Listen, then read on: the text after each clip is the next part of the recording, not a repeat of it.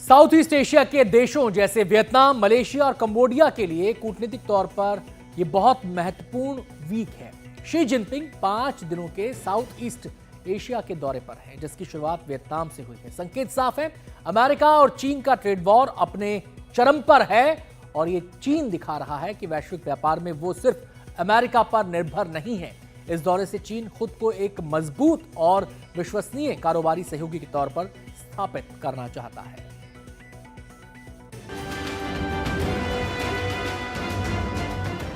Vietnam की राजधानी Hanoi में आज त्योहार जैसा माहौल है। चीन के राष्ट्रपति शी जिनपिंग के स्वागत में पूरा हनोई चमक रहा है।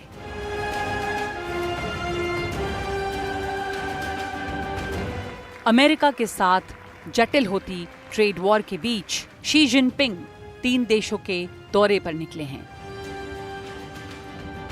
शी जिनपिंग वियतनाम पहले भी आ चुके हैं, लेकिन मलेशिया और कंबोडिया का ये उनका पहला दौरा होगा। कंबोडिया इस इलाके में चीन का सबसे अहम सहयोगी है। हाल ही में चीन ने कंबोडिया में एक नौसैनिक अड्डा भी बनाया है। चीन इन देशों के साथ ही इंडोनेशिया को भी अपने पाले में लेने की कोशिश कर रहा है। लेकिन शी जिनपिंग का साउथ ईस्ट एशिया के इन देशों का दौरा बहुत ही मायनों में खास है।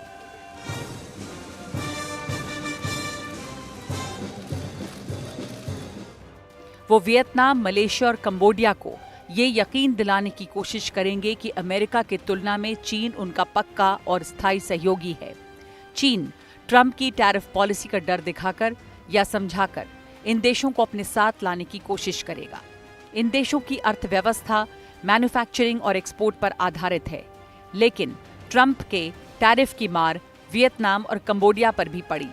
वियतनाम पर 46% और कंबोडिया पर 49% टैरिफ ट्रंप ने लगाया। चीन की कोशिश वियतनाम जैसे देश का भरोसा जीतने की है। वो खुद एक स्थिर और जिम्मेदार देश के तौर पर दिखाने की कोशिश कर रहा है और इस दौरे के दौरान भी शी ऐसी कोशिश करेंगे, ये माना जा रहा है। वियतनाम का जो 30% निर्यात है वो अमेरिका को जाता है और 46% अमेरिकी टैरिफ की सूरत में ये बुरी तरह प्रभावित होगा। दूसरे देशों की तरह कंबोडिया और वियतनाम के टैरिफ को भी फिलहाल टाल दिया गया है और 10% बेसिक टैरिफ ही अभी लगा रहेगा। लेकिन चीन पर अमेरिका सख्त बना हुआ है।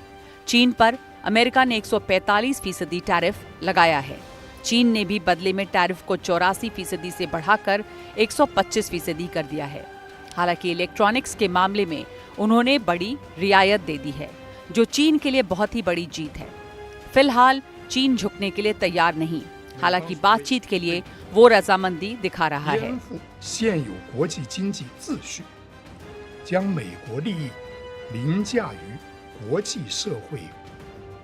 चीन ने अमेरिका के लिए 7 कीमती धातुओं के निर्यात पर रोक लगा दी है। इनका ऑटोमोबाइल से लेकर सेमीकंडक्टर तक इस्तेमाल होता है।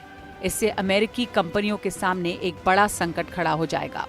कारों से लेकर मिसाइलों तक के लिए जरूरी चुंबकों की खेप पर भी रोक लगी है। इस जंग के बीच एक दिलचस्प बात ये निकलकर सामने आई है। पिछले साल के मार्च की तुलना में इस साल मार्च में चीन के निर्यात में 12.4% की बढ़ोतरी हुई, जबकि इस दौरान आयात 4.3% घट गया। देश से बहुत कम ही बाहर निकलने वाले चीन के राष्ट्रपति की 3 देशों की यात्रा से ये साफ है कि अमेरिका के साथ टैरिफ की चुनौतियों के बीच चीन अपने पड़ोसियों के साथ रिश्ते आगे बढ़ाने की कोशिश में है। वो इनको यकीन दिलाना चाहता है कि सामरिक मामला हो या आर्थिक, अमेरिका की तुलना में चीन का साथ ही उनके लिए ज्यादा फायदेमंद रहेगा।